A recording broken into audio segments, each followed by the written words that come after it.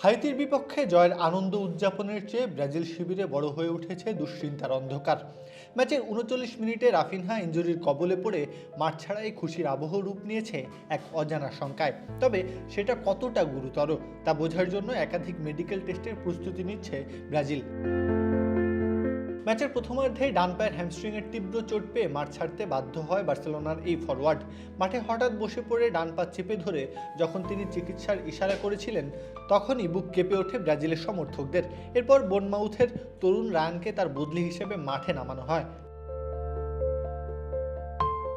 রুচি চানাচুর ৩০০ গ্রাম ও ৫০০ গ্রামের family pack, এক প্যাকে পুরো পরিবার।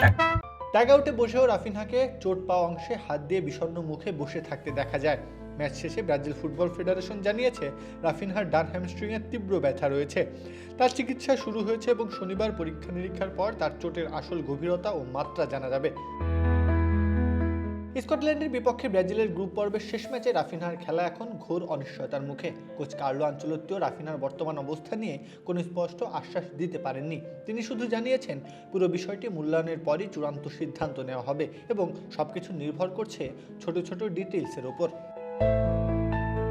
রাফিনহার এই অনাকাঙ্ক্ষিত চোটে দলের প্রধান তারকা ভিনিসিয়াস জুনিয়র এবং লুকাস পাকুয়েতাও গভীর দুঃখ প্রকাশ করেছেন। ভিনিসিয়াসের ধারণা এটি রাফিনহার পুরনো চোটেরই পুনরাবৃত্তি। দলের প্রতিটি সদস্য এখন প্রার্থনা করছেন যেন এই ফরওয়ার্ডের ইনজুরি গুরুতর কিছু না হয় এবং তিনি দ্রুতই দলে ফিরতে পারেন।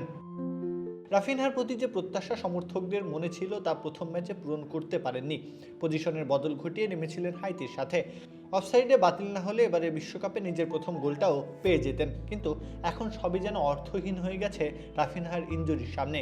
এই তারকা দ্রুত সুস্থ না হলে ব্রাজিলকে যে ভুগতে হতে পারে তা বলাই বাহুল্য। প্রত্যহ কাব্য, খেলা ৭১।